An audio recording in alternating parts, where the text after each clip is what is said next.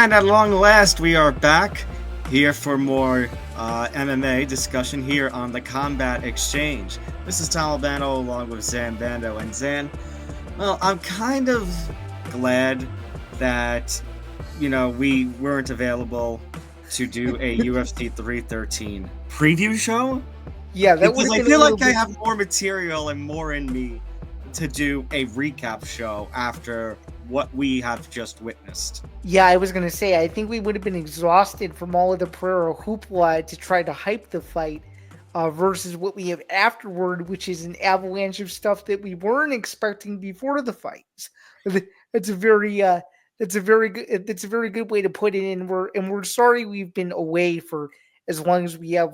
Both you and I have been very busy with our own interests in our own lives, but it couldn't. I guess this episode couldn't have come at a more crossroads time, because that's literally going to be the theme of this show today. Is what in the world is what in the world is going on in the crazy category, if you will, of what we call fight sports.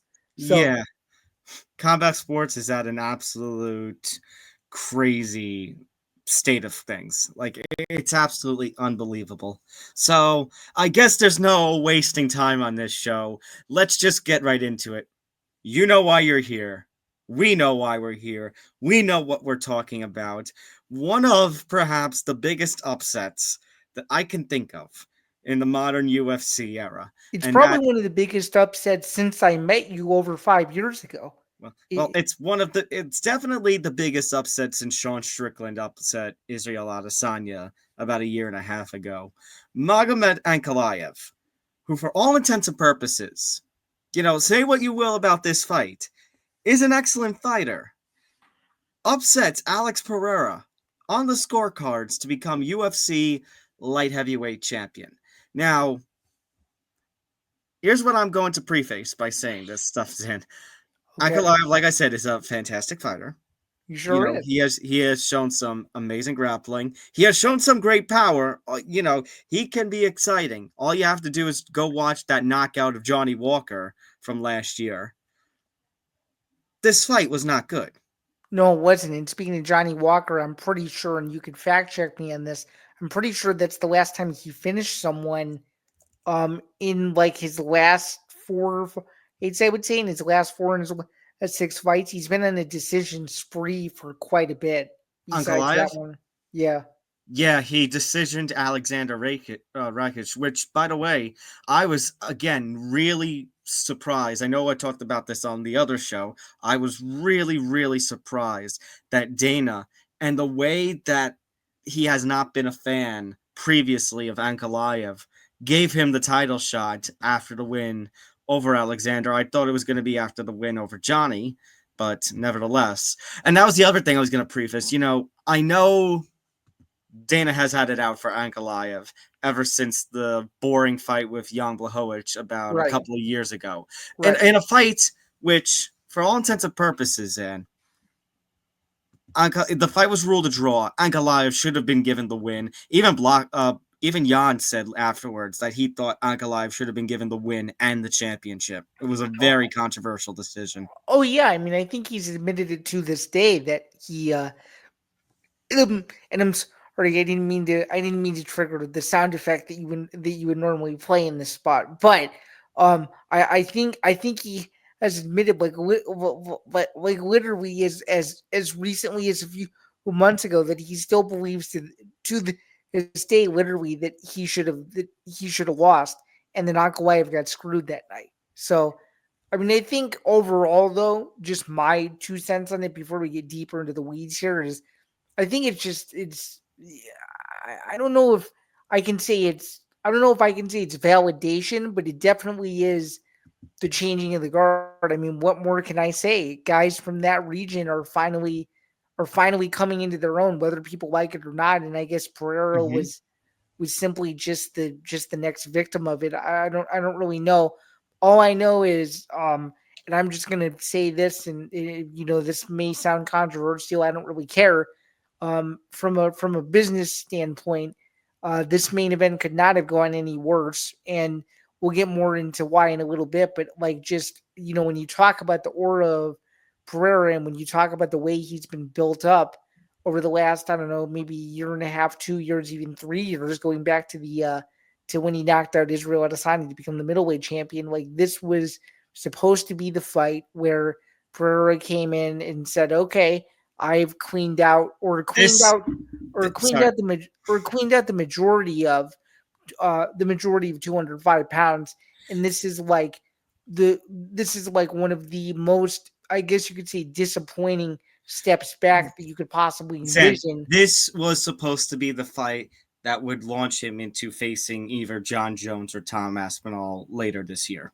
Right. You're absolutely right, and Dana kind of admitted as such in the preview. The day before the fight, that if Alex Pereira had the win that many of us expected, I had predicted a fourth round knockout, something very similar to what happened with the Khalil Roundtree fight. If something like that happened again, then he was probably going to bump up in weight class again. Now, can that still happen? Yes, but it's not going to have the same effect. And you've already got Dana promising a rematch, which is going to be a little controversial in itself. I will say, to your other point, though, about Ankalaev, that was kind of the point I was going to. It kind of validates that, it took a little longer. It took a little more convoluted of a road to get there, but Ankalaev did deserve to be a light heavyweight champion at some point. The problem is, and again, this is going to be, we're going to have some controversial opinions about this fight. You said that for business wise, this was not good. And I agree with you. In spite of the fact that I've been one of Ankalaev's biggest supporters ever since getting screwed at Yeah, and 282. I'm gonna add to this too. It's not the fact that people support Ankalaev, and you know this. Right, I know. It's the way, and I'm not going to say who on here because I don't feel like saying it. It's the way certain people in our space are essentially gloating him as if it's like Ankalaev versus the world when it really isn't all that deep. Just Correct, putting correct. it Like simply, like there are some people out there that feel like it was that feel like it's Ankalaev versus the UFC and nobody's going to do anything about it until Ankalaev wins, and Ankalaev wins the fight, and all those same people go and say, "Oh, I told you so," and it's like, really, you did? right. Well, Zan, it goes to something that you just said.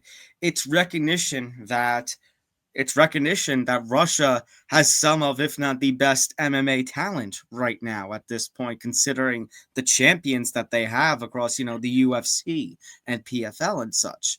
It's just recognition that Ankalaev is, deserving of a light heavyweight championship ring. The problem was the fight, you know, and I'm seeing takes on here, and here comes another controversial opinion about all the fight was close. Somebody who we know, I don't want to bring up their name just because I don't want to, said the fight was exciting. Completely disagree. I Well, thought that was he actually boring. he actually admitted with later on that something I'd rather not name got to him a little bit, and he quickly realized what people were talking about after the fact. So Right. I Like, think he yeah, but I'm gonna stack on my controversial opinion. I not only thought it was boring, I didn't think it was close at all. I I thought didn't that was a clean Ankalaev victory. You know, I'm going to actually bring up something that I've said in the past. I'm going to admit it on here. You know, okay. what did what Ankalaev did, what he did in the performance that he had against Pereira, was it great? No. And I remember getting on as a fan, like this is before I got into MMA space, as a fan, the rematch between Johnny Hendricks and Robbie Lawler from UFC 181. And I was watching it, Hendricks perform in the last two rounds. I'm like, that's not what a champion should be doing. And that is not what somebody in a title fight should be doing. But to Ankalaev's credit, Zan, what did Pereira do in that fight? Well, what Pereira did, I'm gonna try to describe it to you in the best way I can. What Pereira did was he got complacent and he didn't move forward in the ways in which he should have. And instead, what he did was he essentially waited for Ankalaev to come to him. He would stuff takedowns, and then he would do nothing with the position. He didn't force Ankalaev into a sprawl to try to take Ankalaev's back. Yeah, He didn't He didn't push him. He didn't push him off the fence to get back to the center of the octagon, and He more was on his important, back foot too much. right, and more importantly, he wasn't setting up combinations that he normally would in other fights to try to stifle Ankalaev off of Ankalaev's back foot, and that's what killed him. And instead, he made himself look worse after the fight by saying that Ankalaev ran for 3 rounds. My argument to that is, well, if you think Ankalaev ran for 3 rounds, why weren't you going after him then? Yeah. If we Like, he's the one who was on the back foot. He's the one where, I mean, Zain, like I said, did Ankalaev put on the performance of a champion? No, but I don't think Alex did. I think Alex did worse with that. To be held back against the cage and just do this.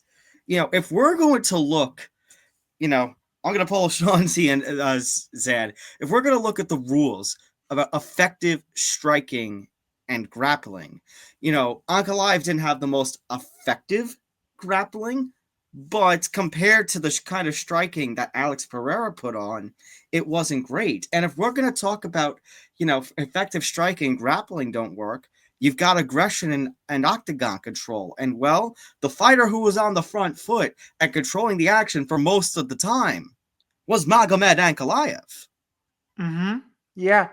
If Absolutely. we're going by the scorebooks, like I said, Sean C. kind of always points this out, always likes to point out the rules and stuff. If we're going by the legitimate, unified rules of mixed martial arts, Ankalaev clearly won the fight. Mm-hmm. So, yeah, and I think another factor to this too is, I mean, I don't want to say Pereira got exposed, but I don't think people want to admit that Pereira.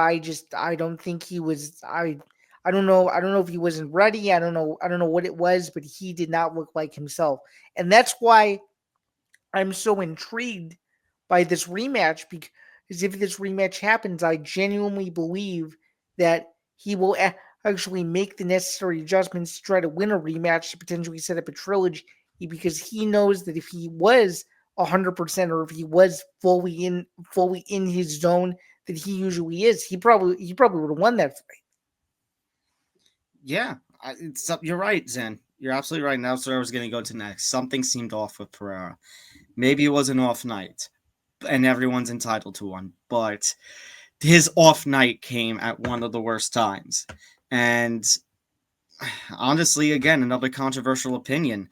I know everyone was going back and forth with the 3-2s, 3-2 Pereira, 3-2 Ankalaev, and everyone was killing that one judge for a 49-46. I kind of agree with that one judge. I think 4-1 Ankalaev's a much more fair score than 3-2 Pereira. I didn't see where Pereira won 3 rounds in that fight. Yeah, because I was going to say my scorecard, I'm sure, was similar to yours. I had Ankalaev winning 2, 3, and 4. Yeah, I think that's what I had. I also think, and I'm sure you'd agree, and this is also what John Anik brought up, that round 3 was the swing round that shifted the momentum towards the Ankalaev side for the remainder of the fight. Mm-hmm. So Pereira put up, a little bit of pace in round 5. And as you know, when we were off the air the night of the event, I was messaging you in the 5th round saying if Pereira doesn't get a finish, he's gonna Done. he's gonna Right. he's gonna lose he's gonna lose this. And that's the point I was going to make. He turned on the gas too late. Mm-hmm. He could always wind up, but I talked about this on with MMA News about my predictions for 313. That the thing with Pereira is he can always land that one hook, and that could always. And I was making my prediction on the expectation that whether it was early, like against Jamal Hill or Yuri, or if it came late, like Khalil Roundtree, he was gonna land the one hook. And yeah, because I was thinking once round 4 started that he was going to do what he did against Roundtree, and he nearly did at one point, but he didn't push the envelope that I thought he was going to. And even the one time that he had him briefly hurt, he didn't follow up. So no, absolutely not. And something else I'd like to add too, and there were tons of people that spoke about this, and I don't understand some of these people sometimes, and I'm sure you don't either. I'm just going to say this. If you were one of those people that was so confident that Ankalaev was going to win the fight? Why didn't you directly say how Ankalaev was gonna win? And because every single conversation or every single thread I read, there would be some Ankalaev supporter on there that would try to defend him, and then they could never back up as to why or how they thought he could as to why or how they thought he could beat Pereira. It was more it was more so just a destiny thing. And now I'm sure you're seeing it too, and it's getting really, really annoying. And I don't know if it's just me, but now there are just all these people just saying like, "Oh, I told you so," and it's just something Yeah, no, it's it, annoying. yeah, it's just something I completely don't I think understand. that there's two camps, Zan, that are annoying. The Ankalaev people who are saying "I told you so," and the people who are like, "Oh, f this, f him." Like both of those fan bases, like, shut up. I'm sorry. No, You I know, know. That's how I feel too.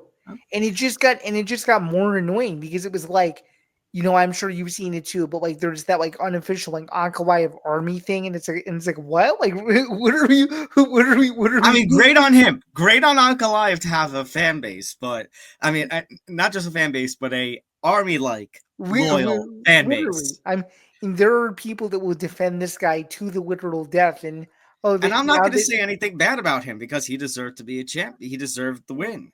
He right. deserved to be a champion a few years ago, but the fight was boring. And if Trust we're me, talking trust me. business, I trust me, and I'm sure you agree. If he would have viciously finished Blachowicz a couple years ago, no one would have the same preconceived notions about him that they do now. no, absolutely. I'm almost positive about that. Absolutely.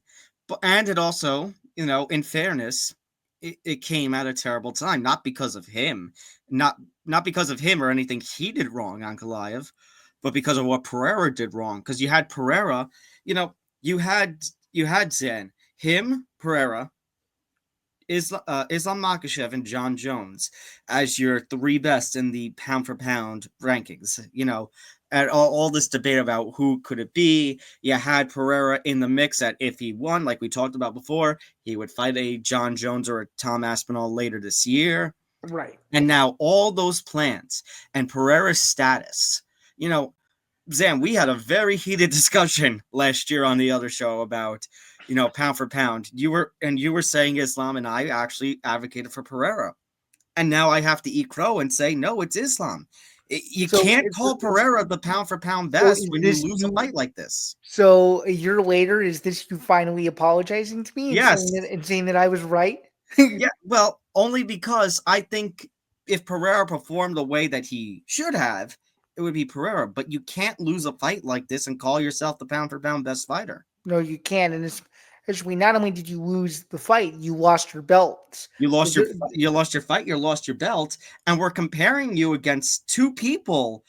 Zan, the only person who beat Jon Jones was a referee, and the only person who's beaten Islam Makhachev is zero, and they're both champions. right. So you kind of sell yourself short when you're Alex Pereira. So it's not good, especially considering how much the UFC has been pushing Alex Pereira the last couple of years to lose like this. It's one thing to lose against your heated rival in Israel Adesanya when you've already beaten him 3 times. It's another thing to put on a really crappy performance in the octagon, lose your Right. championship, and lose out on the opportunity. Like I said, technically, could he still move up to heavyweight? Yes, He but could, but his intrigue is taking a huge hit. correct. One, his intrigue has taken a hit. Two, they want to push for a rematch between him and Ankalaev. And number three, you can't. Pereira moved up to light heavyweight after dropping the middleweight championship, but he had to go through basically a welcome to the division fight before fighting for the title. If he moves up to Right, heavyweight now which by the way, people forget that was a very controversial fight in itself. That a lot of against people Jon, yeah. that a lot of people thought he lost. So if he moves up to heavyweight, Zan, we could talk about how bad the talent is in the UFC at heavyweight, but he'd still, if you told me, he I think Alex needs to move up to heavyweight, then my response would be okay, but he can't fight the champ yet. He's got to So go would through a, he? a contender. So then I'm curious. Would you rather have him fight somebody like a Derek Lewis or somebody like a Cyril Gane? It would have to be gone. It would have to be gone. But I would actually rather prefer the Pereira Ankalaev rematch only because, Zan, as much as Dana has talked about no super fights, no two belt thing, don't you want Pereira to challenge for the heavyweight championship after, vacating a light heavyweight championship or as the light heavyweight champion? Like, that makes the fight mean more. The potential of a Pereira, the drawing power of a Pereira Aspinall fight or a Pereira Jones fight, like you kind of said, takes a little bit of a hit because of this loss. Well, yeah, I mean the issue though, and I guess it's more counterintuitive because if you do the Pereira Aspinall fight, there's no guarantees that Aspinall at that point in his career is the heavyweight champion and or has either fought or been promoted to undisputed. So there's one aspect right there. And number two, it would all have to be about timing. If Aspinall isn't ready, or if Aspinall, is coming off of a hypothetical loss, let's say in this scenario to Jones, or if he's coming off of an injury where I'm just using hypothetical, if he's coming off of an injury where he's out for a year and the fight doesn't happen until late 2026, early 2027, you've lost 2 years of potential buildup to where if you did it when both guys were healthy and when both guys were at the peak of their careers, I think it would be a huge difference than if you did it later on down the road. And Zan, on that note, I'm gonna have another controversial opinion, but I don't know if it's so much of opinion. I don't know, my fellow MMA inside outsider. You gotta tell me if I'm going crazy. Jon Jones is one of the biggest winners in this situation. He's got leverage. He's got leverage now. 1,000%, because like Aspinall can cry all he wants, and I feel bad for Aspinall. And let me be clear, because I say cry all he wants.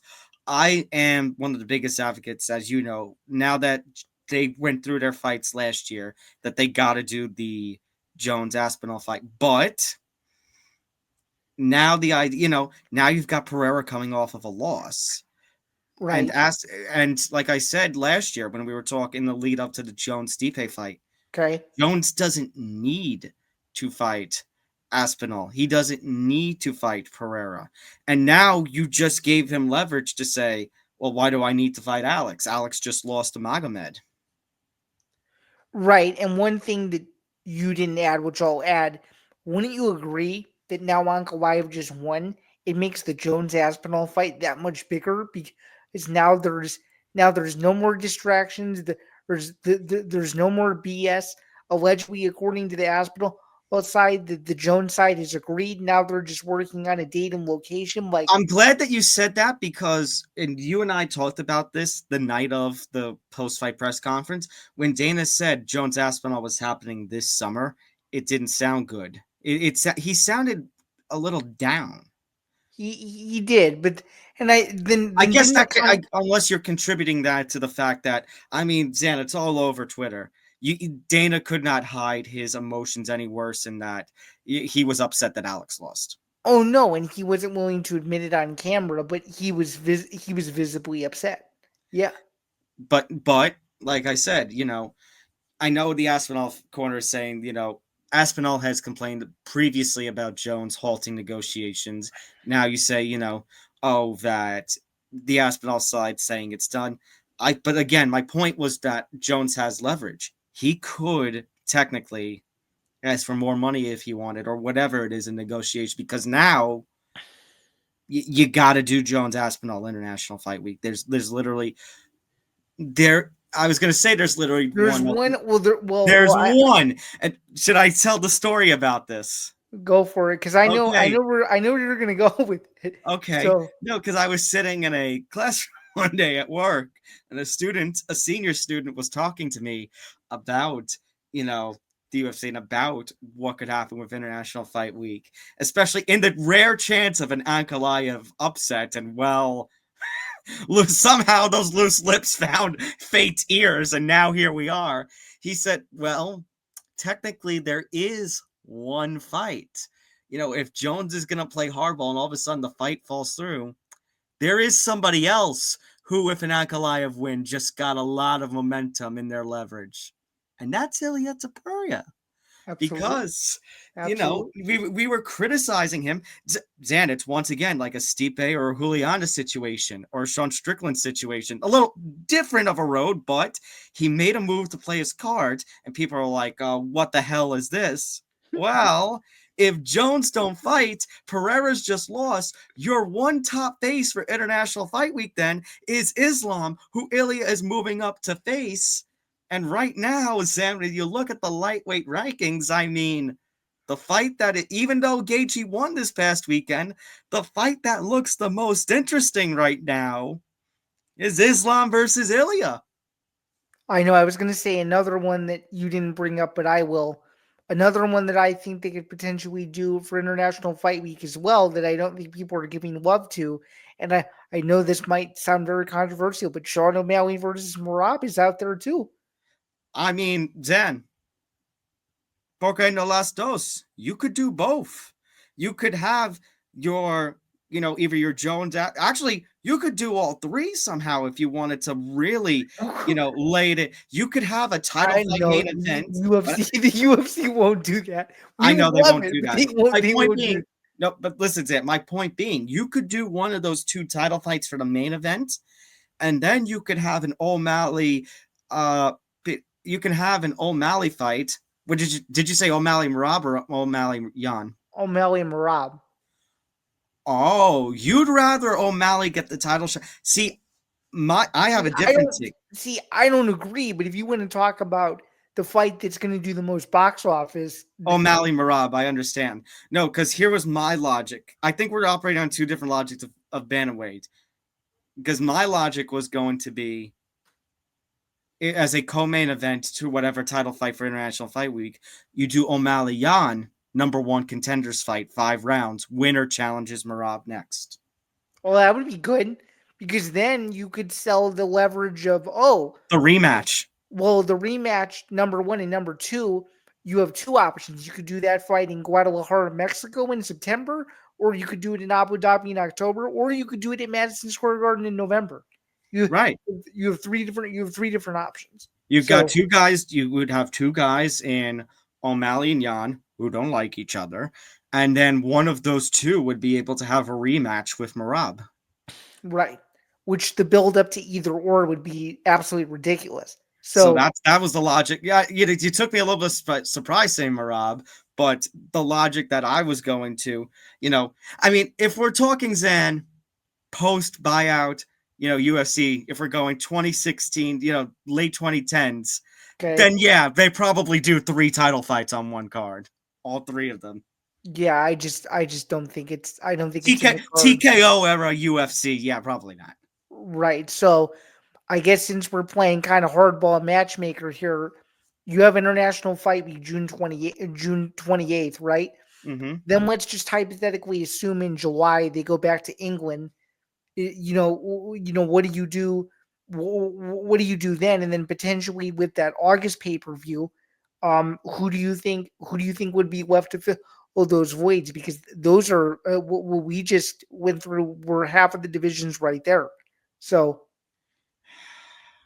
I know it's good questions. So we're gonna have a July pay per view, but you've already July pay per view. You're assuming England. Yeah, but now that Leon Edwards isn't the champion, well, right. Okay, actually, that's a perfect segue because I think there would be a bit of a conundrum. So, England. Hold on, I think I know. Go ahead. Are you saying would you take a chance and do Ilia Islam International Fight Week to have Jon Jones go into enemy territory to unify with Tom Aspinall in July? That's what I was kind of hinting at. Yeah. Ooh.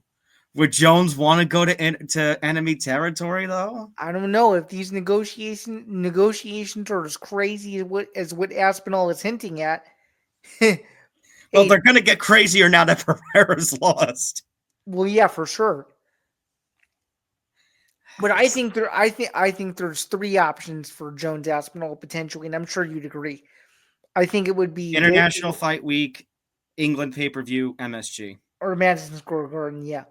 I just don't know if I want I to just wait till. feel like, and I'm sure you'd agree with this to an extent. I just feel like if they do Madison Square Garden, the weird feelings that people get around those cards. Right. I have a really bad feeling that if they do Madison Square Garden, that the fight may not even happen at all. I agree. I think, Zan, I don't want to wait till Madison Square Garden. I think if it's MSG, you I hate to put a bummer on Aspinall if an injury happens to him, and then Jon Jones. I mean, it would just be a case of more waiting. If you wait till MSG to do Jones Aspinall and unify the belts at the guard, like I understand for the concept of a undisputed heavyweight champion at the world's most famous arena, but you'd have to have a backup fighter ready. Yeah, and I'm gonna make a bold prediction. I think, well, I can make this bold prediction considering I went to the fifth highest selling pay per view in UFC history. I'm just gonna say this: if they do Jones Aspinall International Fight Week, it's going to be McGregor Poirier 3 times 2 million, and it is going to be the most difficult. It is going to be the most difficult UFC ticket to get, I think, of all time, even more than Over McGregor Poirier 3? even more than UFC 300 too. I think. Oh my god, that's a take. Yeah, that's my because I don't think you can get a bigger heavyweight title fight in the last decade plus than that fight. So All I right. ju- I just think it's going to be if that fight does occur, I think it's going to be a MMA's version of the Super Bowl is what I'll dub it. All So right. Let's take a break from all this talk about the state of the UFC. We'll come back to it in just a second. Let's talk about the rest of the main card.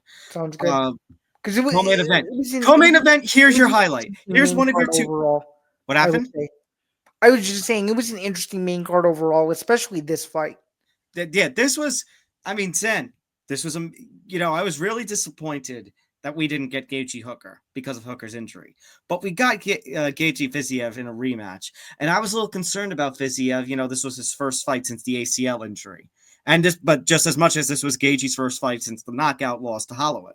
But, Zen, put this fight on one end, put this fight on one end, San, hold a mirror to it, and you've got their UFC 286 fight. This felt like a mirror match to that one. Right. And I mean that in a good way. Like 286, it was fight of the night, and then it was fight of the night here. The two of them put on a hell of a showing.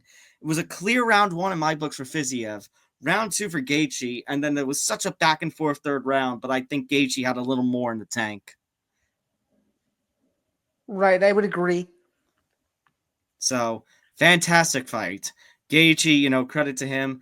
Like I said, I really don't know, only because of Pereira's loss and the UFC's need to, get a big pay-per-view going soon and put some star power on some of its cards. If it wasn't for that, or if Ilya was focused on actually defending the featherweight title against the rest of the division, I would have no problem with Makhachev Gaethje. But now that Pereira's lost and Ilya is looking to go up to the 155, putting a little bit of a conundrum there. Yeah, there's a conundrum there for sure. I mean, the only thing that you could really think of is, okay, now Gage, he's probably gonna have to sit out. That's the Probably. unfortunate part, which I think he's okay with because he knows what he wants next, and he knows that he doesn't have a whole lot of time left, and he knows that that was a grueling fight, even though the guy he fought took the fight on short notice, under a month ago. So I think he knows the situation he's in, and for Vazib, he doesn't really lose much because he wasn't in a full camp. So if he gets healthy in a couple months, he'll probably get a fight either on a main card of a pay per view or a close to a top spot on a fight night, I would guess. So either or, I think there's more positives to take away from these two guys than anything else. So Fair enough. Shout out Ignacio Bahamondes. I kind of gave Jalen Turner a little bit of a benefit of a doubt here, but Bahamondes proved me wrong. I was about ready to text you, okay, Turner's lost, Now, Turner's losses, as of late, Zan, have not been terrible. they've been to fair names. Like his last loss before this was against Renato Moicano. So I said, they're not bad losses, but 4 losses in such a span, you're not going to be considered a top contender. So I said, well, I guess Jalen Turner is about to be a gatekeeper of 155 now. And then he retired in the cage. I'm like, oh, never mind, I guess. He's not even 30, this guy. No, he's not. And it's disappointing, but he's gonna do what he chooses to do. He's obviously his own human. If he feels that he can't compete with the best in the world anymore, I can't fault him for retiring. It's just surprising, like you said, because of how young he is.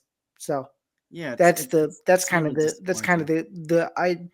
I guess I'll use your word now. That's kind of the conundrum of this whole situation is, where Turner was in his career, but in Hasiba Mendez, I think has a chance to be a big star out of Chile, and I think he's got a good group of guys around him, and Well, getting the backing of Bilal Muhammad doesn't hurt either. So yeah, no. And it seemed like Bilal Muhammad was trying to talk Jalen Turner strongly out of retiring. You right. saw some strong talk, in the background. You could see Bilal really giving some strong talk to Turner. I don't know if it was trying to convince him not to retire. I think that's what it was, unless he's just trying to give words of encouragement or something. Yeah, It was really noticeable to me in the background. I could see it either way. I didn't really read too much into it as much as you did, but that could very well be a possibility. Does Ignacio now have a number by his name? I didn't check the specific rankings for. Let me check. Hang on. I didn't check at least the bottom of the rankings because I feel like he's got to have a number by his name now. Yeah, he's number 15 now. Okay, so he is 15. Okay, so I mean, now you put him in another fight against somebody of the 11 to 15 stature next. Yep. I think that's what you do, because maybe this is the start of something really good for Ignacio. You never know. And I think the people who didn't know him Now before you know. traveling, I definitely know who he is now. In Dana's words, if you don't know, now you know. That's true. All right. This was a fight that happened. It was a fight. And I'm not saying, I mean, I try not to be, I'm That's not one being way. disrespectful here, but No, I know. but I know. it was That's not a good one way. fight. Lemos That's one way to put it, Lucindo though. was not good. Right. They put the buzzer on at 5 seconds early. Did they ever have an answer for what happened there? No, I didn't see anything. I don't know So the about you. commission got tired of this basically and said, all right. I don't know. Good question. That was, I mean, I had predicted Lemos was going to win just simply because Lucindo's so young. I know she's made some noise in the division already, but Lemos just has better experience, better opponents, had fought for the championship not too long ago in terms of bigger picture. This is one of those fights where, as much as we talk about Lucindo's youth, Lemos' experience was going to win out. So I'm glad in that regard that I was right. But man, it didn't look like either woman was doing much. It's weird. I'm saying the same thing about this fight, Zain, that we talked about with the main event with Ankalaev and Pereira. Nobody really did much of anything. Agreed. And I think it was just one of those fights where I think early on she knew that she didn't have a good performance and she just needed to get through the fight. It was as simple as that. I don't think her stock went up or down. I think it just kind of was what it was, and this was just a fight that she needs to learn from and get back to it. It's as simple as that. This is one of those ones where you just kind of chalk off. You say you're happy you won, but outside of that, that's really it. Yeah, pretty much. All right. Here's the best part of the night. An excellent knockout. Excellent knockout. It just went downhill from here. This was fantastic. Mauricio Rufy the KO of the year's categories that might have already been done in March. Perhaps, yeah. I mean, it was a devastating knockout. I mean, it was one of the best knockouts I've seen in quite a while. And And to think it comes against King Green, who, yeah, much older, but still had been winning of late. yeah, I'm Zan. I'm just going to say this right now. okay. I don't want to make as bold a prediction and say it happens this year because we're already through March.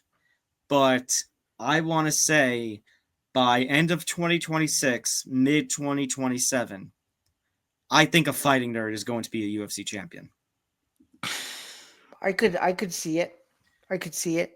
I, Because I you've got I would say 2027 is more likely. maybe end of 2027 to play it safe. But at some point within the next couple of years, somebody from the fighting nerds, with all that they've done, Sam, they were definitely the gym of the year last year. They were definitely team of the year. And now the way that these guys just continue their momentum, one of them's got to have UFC gold at some point.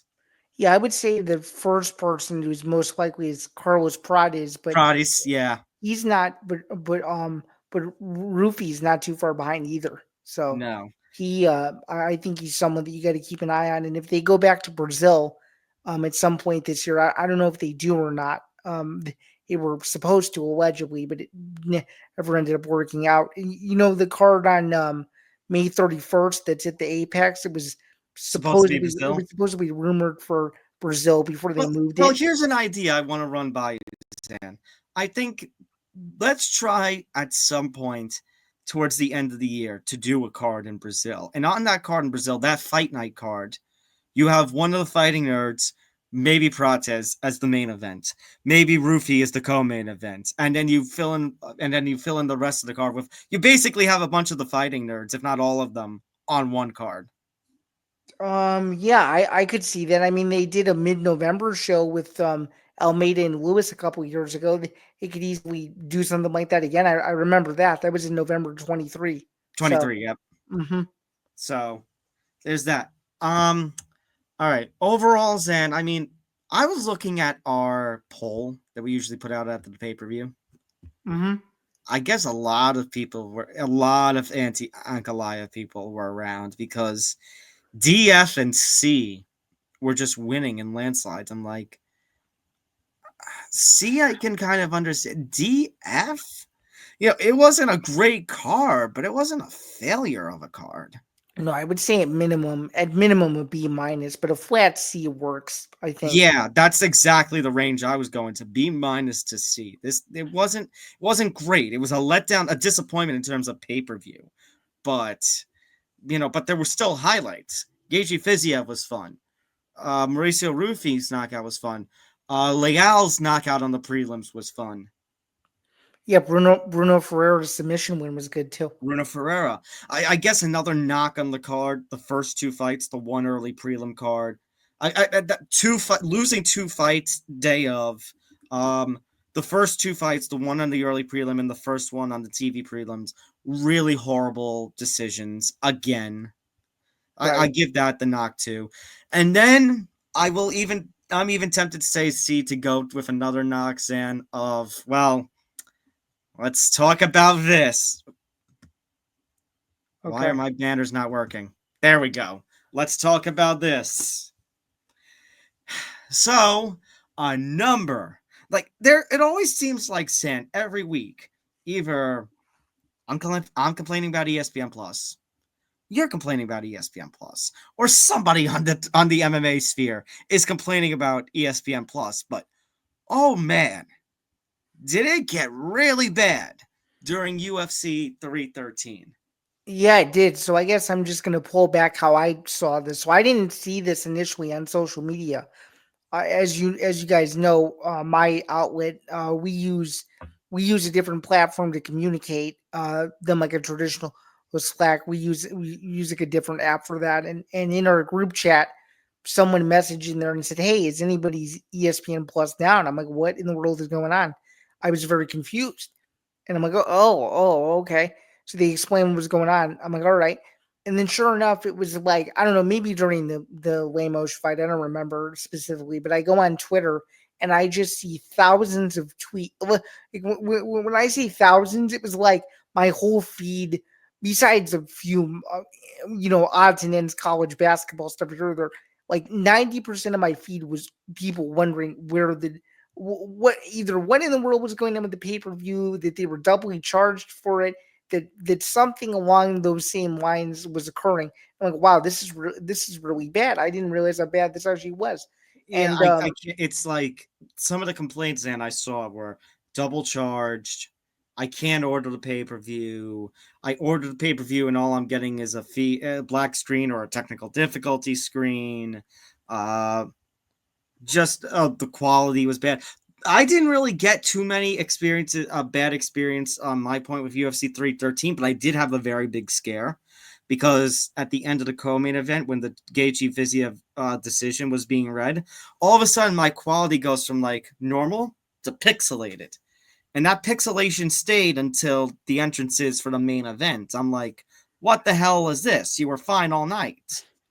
well, I'm just curious because I don't know your setup. Did you watch UFC 313 on your TV, or did you watch TV. it? Okay, yeah, same with me. I was used a slightly different method than you, but I was just curious because from device to device the quality can change, and I even tested your feed, and it seemed like it was working Yeah, when fine. you tested my feed and like when I was watching my feed, everything was fine. It was, Hmm. but like I said, it was after the co-main, prior to the main, that everything, it was getting nerve-wracking. And at one point, actually, I think it was during the Fiziev Gaethje decision being read, I lost audio for a little bit. Oh, I'm really? like, How long would you say? a minute, Okay. which is not bad, but also bad. Right, right, because you can't hear Gaethje's post-fight interview. So, Right. I can't. I'm like, and that's why I texted you, like, were all the scorecards 29-28 because my audio just and I was like, dropped. "Yup." Yeah. So, So, well, this led to, you're the first person to have shared with me that they had audio issues, not well, it video was very brief, issues. but it was very brief, but still. Anyways, this led to a significant amount of backlash. Huge. I would say worse than Pereira losing his title. I would say so. I think this overshadowed it. This was the well, I wasn't well, no, I was alive. I was one when it happened, but this is the modern day version of when the UFC cable 33's difficulties. when the cable companies cut off the pay-per-view before the Tito Ortiz fight happened. Yeah. Well, fortunately, in the era of streaming, I don't think we're ever going to have that kind of issue. No, but that's what it definitely felt like though. It felt like didn't it feel like at some point to you, like as you were waiting at social media, like at any second, like the feed was just gonna like go out. Is it going to drop? Yeah. Oh, man. People would have raged. Zen, it got bad to the point where Dana White was actually streaming on Instagram Live in the middle of the main event. Yeah, which thankfully I took a screenshot of it and tweeted it because I could not believe what I was seeing. 20,000 people were watching his live stream of the first round of the main event. Yeah, 20,000 people. he actually streamed the entire first round, which means if a knockout or something hadn't happened, he would have streamed the entire fight. Right. But that's, and which, if you're somebody who paid for this card, you say that's BS. You would have said that's BS because then, why did I waste my money? At the same time, I think we all go in, Zan, Dana White, TKO, us as consumers. I would even say to the fighters and their teams, we go in with an expectation that when we purchase a UFC pay per view, when we watch a UFC pay per view, when we're actually considering it's ESPN Plus, and we don't even have to limit it to pay per view. When we watch an UFC card on ESPN Plus, that the quality, I'm not even talking about fighters or fights, that the quality, the watchability, you know, can I sit down in front of my TV and watch without pixelation, without video issues, without audio issues? Can I play the damn video? The answer to all of that should be yes. And that wasn't the case on Saturday night. No. No. And I guess to stop beating a dead horse on this because because I think I've stated most of my case, but I guess I'll just end on this. Um, I Luke Thomas, sorry, Zan, but I also want to shout out Luke Thomas for going on the rant of the century. Yeah, I mean that rant was awesome. I mean, I mean to use the term barbecue was just so freaking hilarious. It was, Well, well, he is the biggest. I'm convinced that he's the biggest hater of ESPN Plus of all time. he probably. he Well, legit hates it. I don't know the direction you were gonna go, but here's the direction I'll go. Since you want to mention the barbecue, I won't mention barbecue in my remarks, but I will throw in a different kind of food word that I used with you before, Zan, when we were texting, and that is toast. Because with ESPN and UFC in a contract year, after the thing that just happened, because I mentioned over here, TKO Brass supposedly was to use the word that to use the word at MMA fighting, I think it was Damon Martin, uh, that used in their article about the aftermath of the technical difficulties. Furious. They didn't name names, but I'm assuming that would include Ari Emanuel. I'm assuming that would include the board of directors. Zan, I'm going to use a different food word here. Okay. Toast. Yeah. The ESPN's toast. Yeah, they probably are. And which is even more concerning considering UFC 314, which is coming up in about a month's time, might even be a bigger card than UFC 313. And look at all the issues they just had. So someone is, as Luke Thomas said in his video, licking their chops right now with each passing numbered event after this one. So it's disappointing. I don't know, man. All I know is that I thought my experience purchasing a Fanmio fight between Nate Diaz and Jorge Masvidal sucked. I didn't know that. Well, for you it did because I gave it to you. But I didn't know. I thought that was a bad experience, but I didn't know that this was even going to be remotely heightened But as much as it was. the difference, Diaz Masvidal, yeah, two names, and it's a piss off when it doesn't work, especially when it costs as much as it did. But with the UFC, I mean, Zan, here's the thing: with the worldwide leader in MMA and the worldwide leader in sports, there is an expectation on quality. Now, if you want to talk about quality of fight cards or quality of how fights play out or fighters, yeah, that's one thing. But even if it was just a random fight night card, and on ESPN Plus, and I go to sit down, in my chair and turn on my TV and watch it, Zan, you know what I expected to do? What did you expect? For it to freaking work. No kidding. So now that we're on this topic, I'm just curious. What is the worst ESPN Plus experience you've ever had? Because I would happily explain what mine was, and I was livid, and thankfully I didn't miss the most important part of the event that I was watching. But The very first card in January of 2019 when I couldn't get it to play on my TV. no, well, I'm asking about the very first pay per view you had an experience with, because that was technically a ESPN Plus one card. Okay, so if we're counting just pay-per-views, Yeah. UFC 237, because it was fine for the first couple of fights and then it just stopped. Oh, the night that Nami Yunus got slammed in her head. Yeah, I had to So what did you I had to bring up my computer just to watch the rest of the card. really? Okay. It was disgusting. That first year was so awful with ESPN Plus. Okay, so mine was UFC 257, Poirier and McGregor, and the second one, and if you recall, you might remember this. There was a server outage in half of the country, Yeah. and what was hilarious was I was down at school. For context, I was in Champaign, which is southern Illinois. I live in northern Illinois in a town called Downers Grove, and for whatever reason, everything in Chicago and up was like broken, but everything below kind of that city line area was perfectly fine. So when my dad wanted to watch McGregor Poirier 2 and I had it ordered at home, he couldn't get into the same account that I was using to watch it at school, and it was just a whole thing. So it was just like you never knew from a service standpoint. And then when I switched methods a couple of years ago to watch the UFC in other ways, I heard about it less, but I still heard about it like via social media about people's issues, but nothing even remotely close to this. Like it's bad when people who are your friends who are casual fight viewers are saying that or texting you during the event asking you why they can't see it Jeez. because I remember you telling me that. yeah, yeah. So they were trying to text me thinking that I knew the fix when it was happening to the whole world. So I'm like, there literally is no fix. You just got to hope that it returns. And Pray. actually, one of my friends texted me later on in the night and said once 30 ESPN Plus went down, Tom, it never came back. It never returned, and they missed the remainder of the pay per view.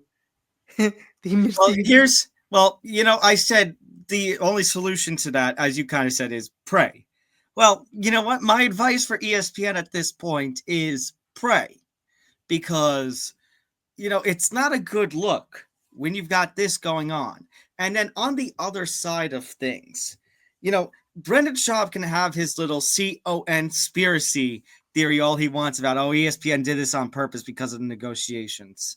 Sam, meanwhile, on the other side of the TKO family, I would say the WWE, maybe at least just talking from me, my experiences watching it, the WWE experience on Netflix with Monday Night Raw here in the States and all of WWE programming internationally on Netflix has been killer. It's been fantastic. right.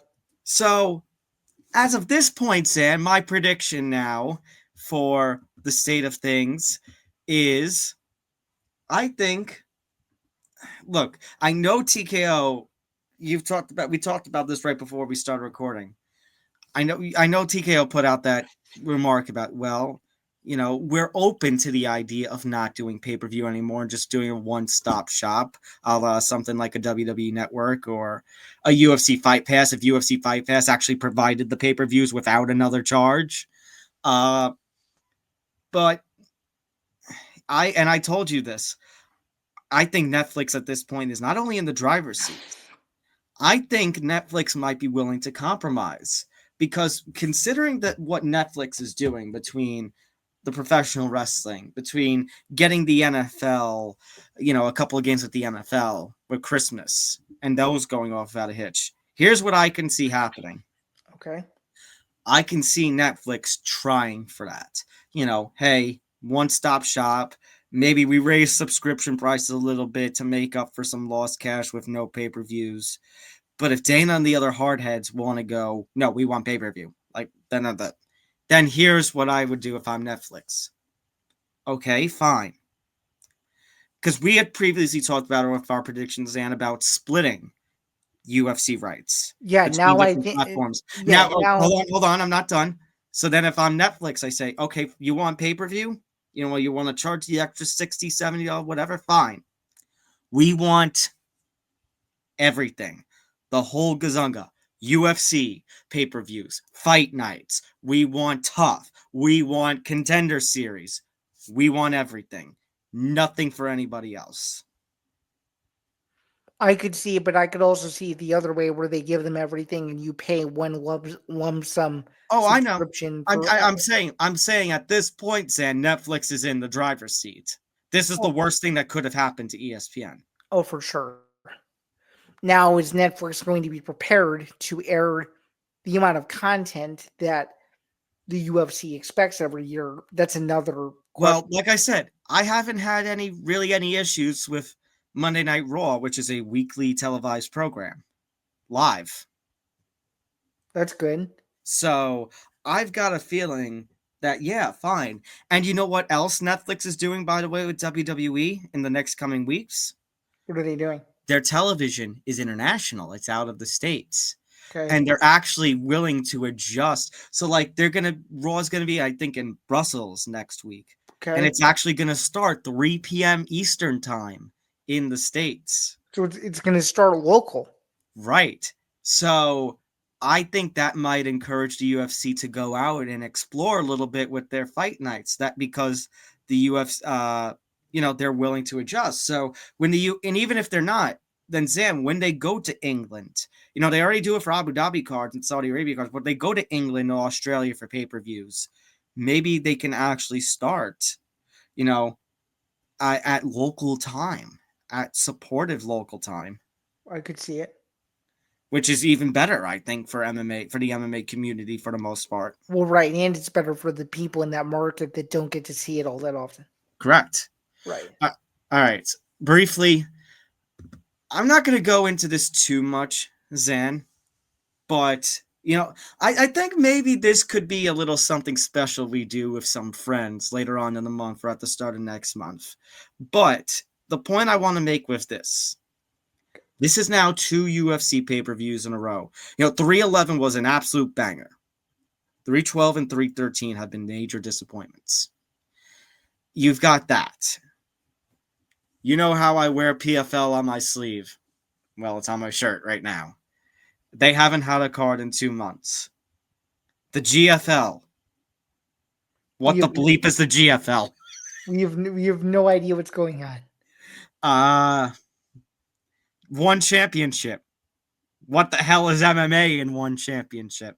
No, the point I'm trying to make, I think Q1 of 20, like if you're going to criticize one MMA product, criticize it all, because I think Q1 2025, Zan, is probably one of the worst 3-month periods that I've seen in this sport in a while. Don't worry, because I think it's only going to get better from here. I'm hoping this was going to be the point I was going to make. In April, Zan, the PFL is going to open their season. They've got their brackets coming out now at the time we're recording this, for their tournament, the World Tournament, the first round cards that are going to happen in Universal Studios between April and the start of May. Right. They've got 314, the UFC, next month, which is going to be supposed to have a lot of power to it. Main event of Lopez and Volkanovski for a vacant featherweight title. Yeah, and you have a Patty Pimblett, Mike Chandler. My point, Sam, is that next month, April, between PFL and UFC, and whatever the hell, if GFL is even going to be a thing, that at least for UFC and PFL, they got to knock it out of the park. Well, right, and I was going to say, too, the Kansas City card is big enough to where they need to knock that one out of the park, too. They need, I don't want to discredit Seattle was a pretty good card. I would say it was. What happened? I would say it was. As I would say the same thing for the Saudi Arabia card too. Mm-hmm. Yeah, there were a couple of good cards here and there, but they're mixed in with a bunch of disappointments. And when you've got this weekend's main event, Sam, with the UFC Fight Night, to quote my editor, a really unnecessary rematch between Vettori and Deliz. Yeah, in a fight that we already know how the movie ends, basically. Like and you're coming off of a really disappointing pay-per-view. It's really hard to get excited for anything with the UFC right now. And on that note, Sam, it's really hard to get excited about anything in this sport at this point. I'd say well said. I was just going to say, too, 314 is going to be big. Not to discount 315, but 315 doesn't seem like it has the luster that it should. 316, if the rumors play out the way that they're supposed to, that'll be big. And then, of course, 317 with International Fight Week. Once these question marks get answered, I think we'll really know what year we have. I think right now it's too early to say. I completely understand, but it's also at the same rate we can say it's not looking good, right? It's a poor start. It's a poor start. Mm-hmm.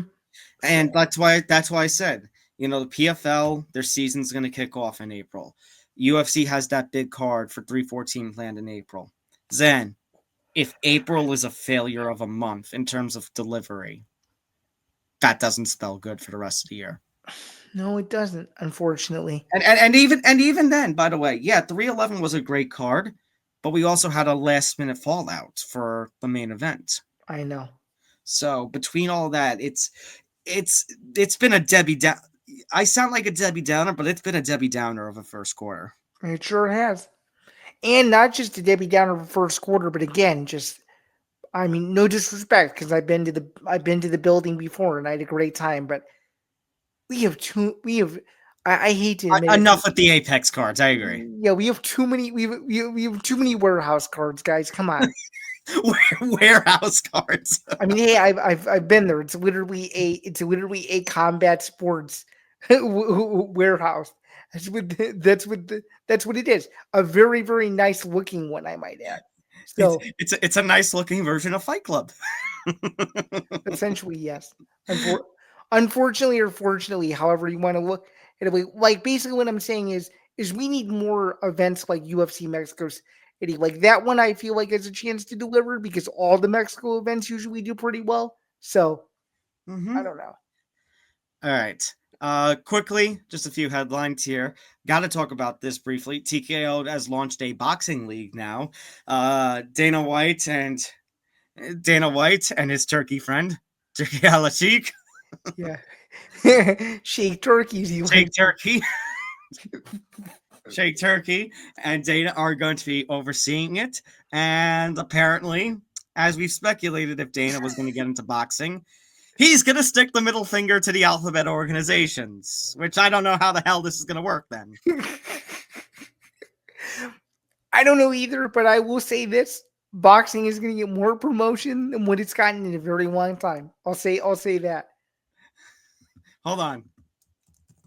So, are you saying, with the help of, let's call it new Zuffa boxing, that boxing doesn't get in its own way? That's exactly right. I feel weird saying that. That's exactly right. That's exactly what I'm saying.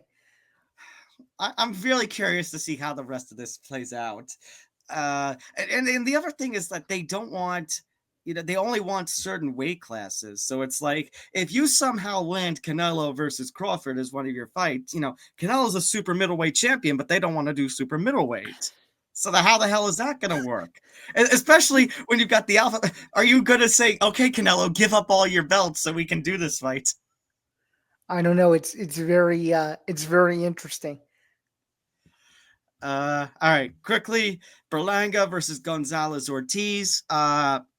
This is a tune-up fight for Berlanga. I like Berlanga by whatever he wants, but we're gonna go more bold and assuming it's a I correct me if I'm wrong. I'm pretty sure it's a 12 round fight. If it is, I'll go with it. I'll go with the 10th round TKO.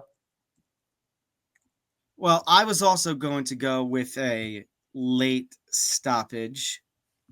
I was also going to go with a late stoppage. I am double checking to see if anything here lists the how many rounds it's going to be. Okay, Tapology does not have it. Does Bad Luck Hook have it? He should. I They would actually hope. do not. It's interesting. I want to say super middleweight fight. Hold on. If I Google search rounds, let's see if that. No, it is. It's a 10 round fight. Okay, so I'm gonna go 9. I'll agree with you. Actually, I'm gonna go.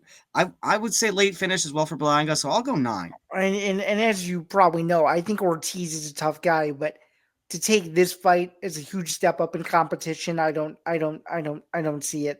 Yeah, no, absolutely not. And then your boy Callum Walsh is going to be fighting at the Garden this weekend. Yeah, I'm excited. I'm always excited for Callum Walsh. It's a St. Patrick's Day tradition that he always fights on this weekend. So we're going to take him.